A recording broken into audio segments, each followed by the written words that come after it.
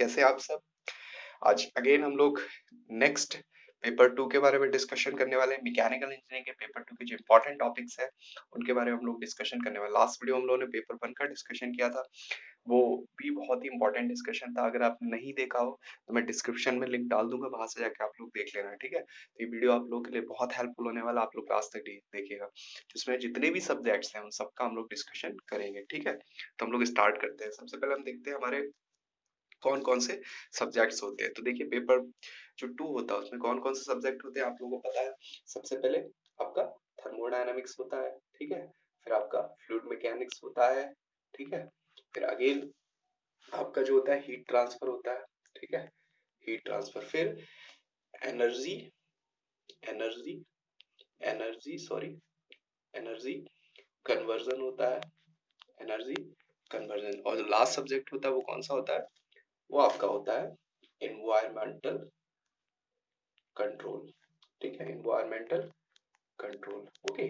तो ये जो 5 to 6 सब्जेक्ट्स हैं ये आपके सिलेबस में दिए हुए हैं। तो हम लोग देखेंगे इनके कौन से ऐसे टॉपिक्स हैं जहाँ पे आप फोकस कर सकते हो, ठीक है। तो ये वीडियो आप लोग के लिए बहुत हेल्पफुल है। लास्ट टाइम में आपके जो भी डेज बचे हैं 10 to 15 डेज आपके प्रिपरेशन में हेल्पफुल करेगा। चलिए स्टार्ट करते हैं हम लोग। सबसे पहले आगे चलते हैं। तो ये देखिए आपकी स्क्रीन पे टॉपिक्स खुले हुए हैं, यहाँ पे आप लोग देख रहे हैं। देखिए सबसे पहले हम लोग डिस्कशन करेंगे थर्मोडायनामिक्स का, टीडी का पार्ट, ठीक है। देखिए जो बेसिक टॉपिक है थर्मोडायनामिक्स बहुत ही इंपॉर्टेंट है। इसके आपको फंडामेंटल मोस्ट ऑफ द क्या होता है, आप लोग मैकेनिकल ब्रांच से, तो ये जो टॉपिक ये जो सब्जेक्ट्स होता है आप लोगों का फंडामेंटली अच्छा होता है, ठीक है। तो इसमें आप लोग कहाँ पे क्या कवरेज कर सकते हो, फिर ये मान के चलता हूँ कौन से टॉपिक्स हैं। देखिए सबसे पहले आप देख रहे होंगे heat heat and work and first law and second law of thermodynamics, ठीक है। बहुत इंपॉर्टेंट है हीट एंड वर्क का कैलकुलेशंस कैसे होता है, ठीक है। हीट एंड वर्क की जो प्रोसेस होती है, जो वेरियस प्रोसेस होती है, जैसे कि आपका आइसोकोरिक प्रोसेस है, आइसोबारिक प्रोसेस है, आइसोथर्मल प्रोसेस है, उनमें जो हीट वर्क का रिलेशन है, इंटरनल एनर्जी का रिलेशन, वो आपको पता होना चाहिए। वहां से डायरेक्टली क्वेश्चंस पूछा जाता है, ठीक है। कभी आपसे न्यूमेरिकल पूछ लेगा, कभी कुछ पूछ लेगा, आपको आइडिया होना चाहिए, ठीक है। First law and second law, अब देखिए फर्स्ट लॉ आपको तो पता ही होता है, फर्स्ट लॉ का रिलेशन होता है, उससे क्वेश्चन सीधे बन जाता है, कुछ भी आपसे पूछ सकता है। फिर आपका जो सेकंड लॉ होता है, सेकंड लॉ में क्या होता है, आपका केल्विन प्लैंक है, क्लासेस की स्टेटमेंट है, इनकी एप्लीकेशंस पता होनी चाहिए आपको, ठीक है। कौन सी मशीन को इवैल्यूएट्स करते हैं वो आपको पता होना चाहिए, ठीक है। इसमें आपका थ्योरी एंड न्यूमेरिकल दोनों पार्ट है, दोनों ही आपको कवर करना है, वो आपसे हो जाएंगे, बट अच्छे से पढ़ना होगा, ठीक है। फिर उसके बाद देखिए आप entropy relations, entropy relations basically आपको पता है बहुत सारे होते हैं, है ना। जैसे कि जो आइडियल गैस इक्वेशन होते हैं उसमें निकालते हैं, दो फॉर्मूले होते हैं ना आपके, कौन कौन से होते हैं वो दो फॉर्मूलेस, आप लोगों ने पढ़े भी है। D D S is equal to D U plus P D V, एक ये फॉर्मूला होता है आपका एंट्रोपी के लिए। और दूसरा दूसरा क्या होता है आपका, यहीं पे मैं लिख के बता रहा हूँ आप लोग, T D S is equal to D H minus V D P, ठीक है। तो ये जो दो रिलेशंस होते हैं, सॉरी, ये दो रिलेशंस होते हैं, इनसे डायरेक्टली आपके जो फॉर्मूलेज ड्राइव होता है तो वो आपको पता होना चाहिए। एंट्रोपी से सीधे क्वेश्चन पूछता है, कभी कभी आपसे पूछ लेगा सॉलिड स्टेट है तो वहां पे क्या बनता है, तो ये सब फॉर्मूलेज मोस्टली मैं आपको रिकमेंडेड करूंगा। ये जो सेक्शन है ना पूरा, इसमें आपका फॉर्मूला का पार्ट बहुत इंपॉर्टेंट है, फॉर्मूला, ठीक है। फॉर्मूला, ओके, फॉर्मूला, फॉर्मूला का बात बहुत इंपॉर्टेंट है। बेसिक कंसेप्ट आपको पता होना चाहिए। पॉइंट फंक्शन कौन सा होता है, पाथ फंक्शन, ऐसे जो आपकी प्रॉपर्टीज होती है, इंटेंसिव है, एक्सटेंसिव, वो सब आपको पता होना चाहिए। आप लोग कर लोगे क्वेश्चंस को, ठीक है। ठीक है, अब हम लोग आगे चलते हैं नेक्स्ट सब्जेक्ट की तरफ, जो कि हम लोग का है फ्लूइड मैकेनिक्स। कौन सा है, फ्लूइड मैकेनिक्स, ओके। देखिए फ्लूइड मैकेनिक्स में आपका सबसे पहला टॉपिक है फ्लूइड स्टैटिक्स। फ्लूइड स्टैटिक में आप लोगों ने फ्लूइड प्रॉपर्टीज के बारे में पता होगा, पढ़ा है, वो सब आपको क्लियर होनी चाहिए। जैसे कि आपकी स्पेसिफिक ग्रेविटी है, रिलेटिव डेंसिटी है, हम लोग बोलते हैं, ठीक है। फिर आपका विस्कोसिटी है, काइनेमेटिक विस्कोसिटी, ये सब प्रॉपर्टीज आपको पता होना चाहिए, वहां से क्वेश्चन डायरेक्टली बनता है, ठीक है। प्रॉपर्टीज ऑफ अ फ्लूइड, ये पूरा पार्ट आपका एक ही है। स्टैटिक्स में आपका पास्कल्स लॉ से सीधे क्वेश्चंस बनता है, हाइड्रोस्टैटिक लॉ जो होता है आपका, हाइड्रोस्टैटिक लॉ, वहां से भी क्वेश्चंस बनता है। तो ये सब आपको बेसिक आना चाहिए। मैं फिर आपको रिकमेंडेड यही करूंगा, फ्लूइड में भी जो क्वेश्चंस बनेगा वहां पे भी सिंपल सी बात है, जो आपका पार्ट रहेगा वो रहेगा फॉर्मूला बेस। जो फ्लूइड का ही पार्ट है वो रहेगा पूरा फॉर्मूला बेस, सिंपल सी डेफिनेशन आपको आइडिया होना चाहिए, फॉर्मूला होना चाहिए, ठीक है। फिर आपको वर्नली इक्वेशंस एंड एप्लीकेशन, यहाँ पे भी आपको मैं रिकमेंडेड करूंगा वर्नली इक्वेशंस किस कंडीशन में अप्लाई होती है वो भी आपको पता होना चाहिए, ठीक है। उसके बाद आपको ये भी पता होना चाहिए कैसे अप्लाई करते हैं, ठीक है। बर्नौली इक्वेशंस ले लो आप, और आपका जो होती है कंटिन्यूटी इक्वेशन, जो आपकी होती है कंटिन्यूटी इक्वेशन होती है, वो भी आपको पता होनी चाहिए दोनों को अप्लाई कैसे करते हैं, ठीक है। जैसे बर्नौली इक्वेशन एनर्जी कंजर्वेशन पे बेस्ड है, एनर्जी कन्वर्जन, क्वांटिटेटिव इक्वेशन किस पे बेस्ड है, मास कंजर्वेशन पे। तो ये आइडिया आपको होना चाहिए, ठीक है। डायरेक्टली क्वेश्चंस बनता है। फिर फ्लूइड काइनेमेटिक्स, फ्लूइड काइनेमेटिक्स बहुत इंपॉर्टेंट पार्ट है। यहाँ पे आपके जितने भी फॉर्मूलेज हैं फ्लूइड काइनेमेटिक्स में बहुत इंपॉर्टेंट है, ठीक है। जिसमें वेलोसिटी, पोटेंशियल, स्ट्रीम फंक्शंस है, ये आपको पता होना चाहिए, ठीक है। इसमें बेसिकली क्या होता है, जो वेलोसिटी पोटेंशियल फंक्शन होता है, इसमें आपको डेफिनेशन का भी आइडिया होना चाहिए। दोनों में जो रिलेशन होता है स्ट्रीम फंक्शन, वेलोसिटी, पोटेंशियल, ये भी पता होना चाहिए। किस कंडीशन में अप्लाई होते हैं वो भी आइडिया होना चाहिए, आपका क्वेश्चन बन जाएगा, ठीक है। फिर आपका इसी में वैसे तो बहुत वास्ट है, छोटे छोटे आइडियाज आपको होने चाहिए। मैं आपको रिकमेंडेड करूंगा, अगर आप लोगों ने शॉर्ट नोट्स बनाए तो शॉर्ट नोट्स से रिवाइज कर लीजिए और क्वेश्चंस प्रैक्टिस करिए, ठीक है। फिर आपका नेक्स्ट आता है फ्लो थ्रू पाइप्स। इसमें भी आपके हेड लॉसेस होते हैं, डार्सी फ्रिक्शन फैक्टर होता है, ठीक है। यहाँ पे भी आपको फॉर्मूलेज ही मैं रिकमेंडेड करूंगा, ठीक है। जो आपका, फिर ये तो हो गया।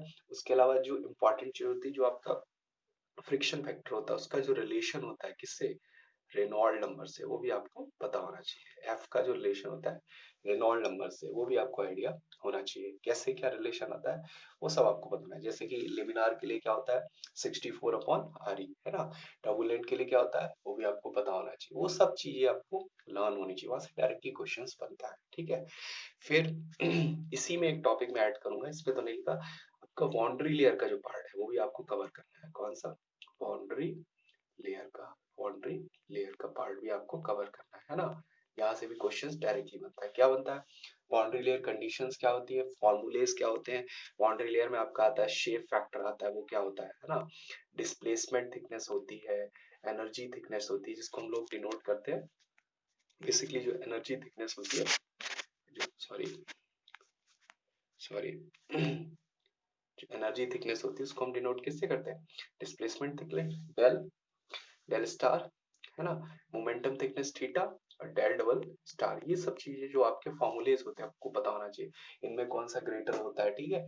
इनका जो रिलेशन होता है किसके साथ, उसके साथ सॉरी इसके साथ डेल जो होता है वो डायरेक्टली प्रोपोर्शनल होता है स्क्वायर रूट एक्स, लेमिनार के लिए होता है। ये सब आपको पता होना चाहिए, यहाँ से क्वेश्चन डायरेक्टली बनता है, ठीक है। तो ये टॉपिक्स थे, है ना। सिलेबस के हिसाब से मैं आपको रिकमेंडेड करूंगा, इन फोकस करिए, मोस्टली रिवाइज करिए, क्वेश्चन प्रैक्टिस करिए। फिर आते हैं हम लोग नेक्स्ट टॉपिक पे, डेट इज हीट ट्रांसफर।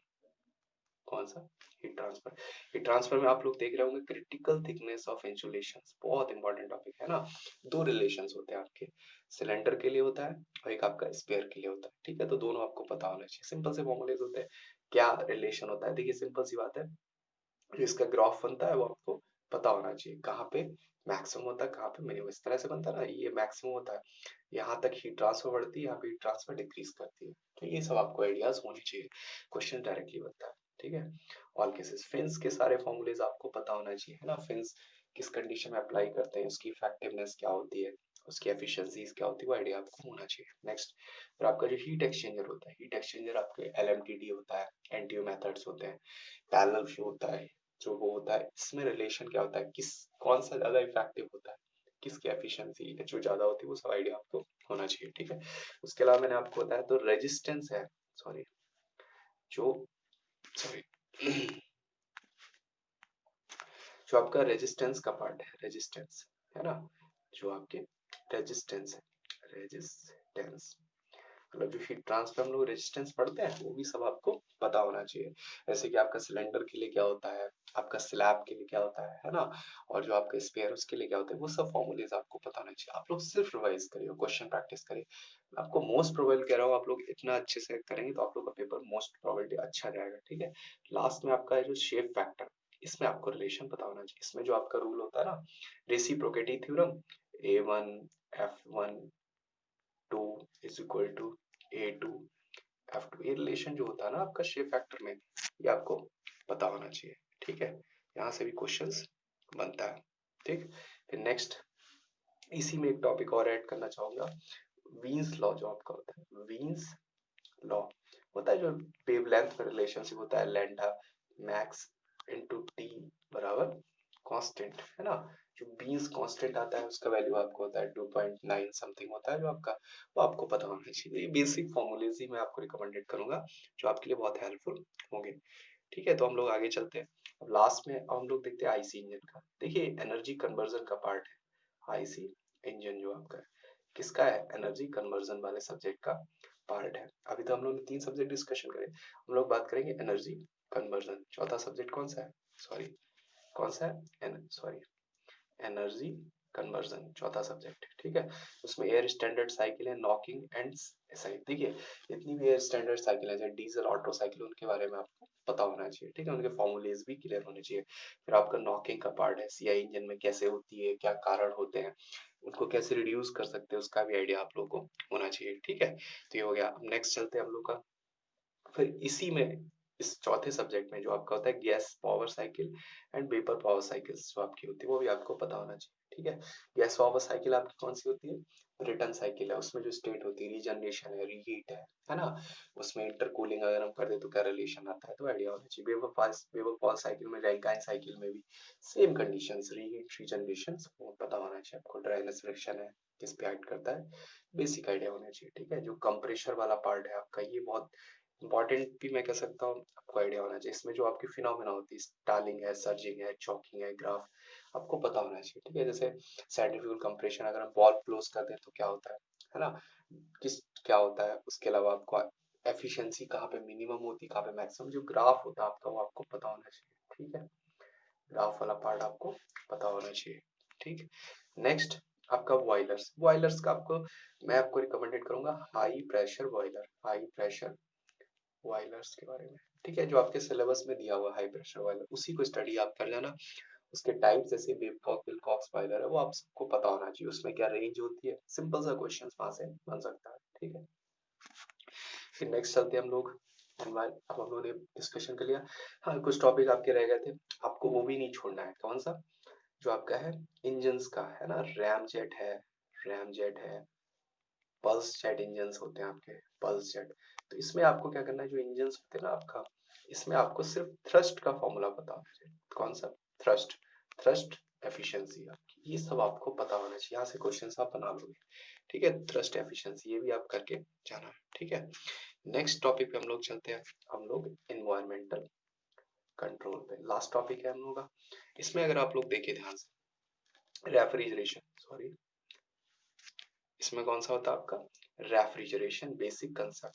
तो रेफ्रिजरेशन का जो आपका बेसिक आइडिया है ना, जैसे जो साइकिल होती है आपकी पीसीआरएस, उसके बारे में है ना, इसमें आपको पता होना चाहिए साइकिल में कौन सी स्टेज में क्या होता है। तो रेफ्रिजरेशन में अगर हम लोग जो केसेस होते हैं, सुपर हीटिंग है, सब कूलिंग है, उसमें क्या क्या होता है, एफिशिएंसी है, जो चीजें बढ़ती घटती है, वो सब आपको पता होना चाहिए।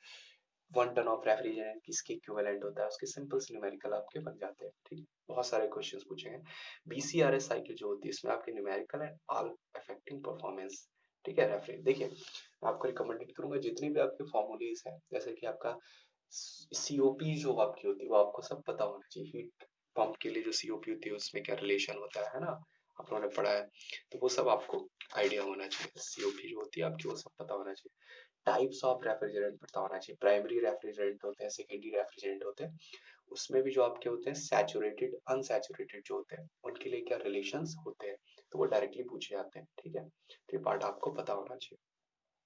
फिर हम लोग अगर नेक्स्ट चले, उसके बाद आता है प्रॉपर्टीज ऑफ मॉइस्चर, है ना, प्रॉपर्टीज ऑफ मॉइस्चर। जो मॉइस्चर होती है ना, उसकी प्रॉपर्टीज, उसकी जितनी भी फॉर्मूले हैं, जैसे कि आपका स्पेसिफिक ह्यूमिडिटी है आपका, ठीक है, फिर आपका रिलेटिव ह्यूमिडिटी है ना, ये सब जो रिलेशंस है, ये सब आपको पता होना चाहिए। इसमें इंपॉर्टेंट चीज मैं आपको बताऊँ, इंपॉर्टेंट पार्ट बहुत पूछी गई 2016 के एग्जाम में, जो आपका ग्राफ होता है ना रिलेटिव ह्यूमिडिटी का, कौन सा ग्राफ, उसमें जो रिप्रेजेंटेशन होता है ग्राफिकल में, है ना, बहुत सारी प्रोसेस का जो रिप्रेजेंटेशन करते हैं, जो सेंसिबल हीटिंग होती है, सेंसिबल कूलिंग होती है, ह्यूमिडिफिकेशन डी, वहां से क्वेश्चंस बहुत पूछे गए, तो आप लोग उसे जरूर करके जाइएगा, है ना, वो चीज बहुत पूछेगी। तो वो चीज आपको जो साइक्रोमेटिक चार्ट का है ना पार्ट आपका, वो आपको पता होना चाहिए। ठीक है, ग्राफ जो हम लोग बनाते हैं, वो आपको आइडिया होना चाहिए क्या चीज हीटिंग पे पड़ती है, क्या घटती है।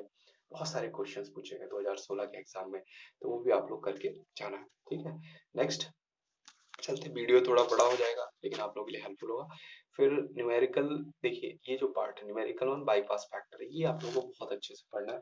इससे सिंपल सा क्वेश्चन आ जाएगा, इसमें आपको रिलेशन जो होता है आपका वो पता होना चाहिए, जो फॉर्मूला होता है वहां से क्वेश्चन बन जाता है, सिंपली क्वेश्चन बनेगा, आप लोग आराम से कर ले जाओगे। फॉर्मूला पता होना चाहिए, क्वाइज का रिलेशन होना चाहिए, है ना, वो चीज होनी चाहिए। ठीक है, नेक्स्ट आपका जो बचा है रिन्यूएबल सोर्सेस ऑफ एनर्जी। देखिए ये जो सब्जेक्ट है इंपॉर्टेंट है, इसके लिए मैं आपको रिकमेंडेड करूंगा, अगर आप लोग इंजीनियरिंग सर्विसेज की प्रिपरेशन करें उसके नोट्स को आप पढ़ लेना, और मैं आपको रिकमेंडेड करूंगा इन 3 सब्जेक्ट को फिर से लिया हो। इनके लिए आप प्रीवियस ईयर ईएससी के क्वेश्चंस लगा लीजिएगा, कौन से, 2017 से लेके 20 तक के, बहुत हेल्प करेंगे आपको एग्जाम में, देखना आप। ठीक है, 2017 से 20 तक के पेपर्स आप सॉल्व कर लेना, उनसे रिलेटेड कंसेप्ट को समझ लेना, वही आप करके चले आना, ये 3 के लिए बहुत हेल्पफुल हो सकते हैं आपके लिए। ठीक है, फिर हम लोग लास्ट में सब्जेक्ट रह गया था पेपर 1 का, इंडस्ट्रियल का, इंडस्ट्रियल का पार्ट रह गया था। इंडस्ट्रियल में आपको रिकमेंडेड करूंगा, जो इंपॉर्टेंट टॉपिक है वो आपके हैं पर्ड, सीपीएम, पीईआरटी, सीपीएम। ठीक है, ठीक है, ये जो टॉपिक्स हैं आपके पर्ड है, सीपीएम है, इन्वेंट्री कंट्रोल है, इन्वेंट्री, ये 3-4 टॉपिक्स आप करके चले आना, यही एग्जाम में जो सिलेबस में दिए आपके पूछे आ सकते हैं। इन कुछ टॉपिक्स को आप पढ़ लेना है अकॉर्डिंग टू सिलेबस, है ना आपका, इंडस्ट्रियल का पार्ट है आपका। और इसमें जैसे एक और टॉपिक आता है इन्वेंटरी, हाँ बस इतने ही टॉपिक आप लोग कवर करना है। ठीक है, तो ये था आपका पेपर 2 से रिलेटेड डिस्कशन, जो मैंने आपके साथ डिस्कशन किया।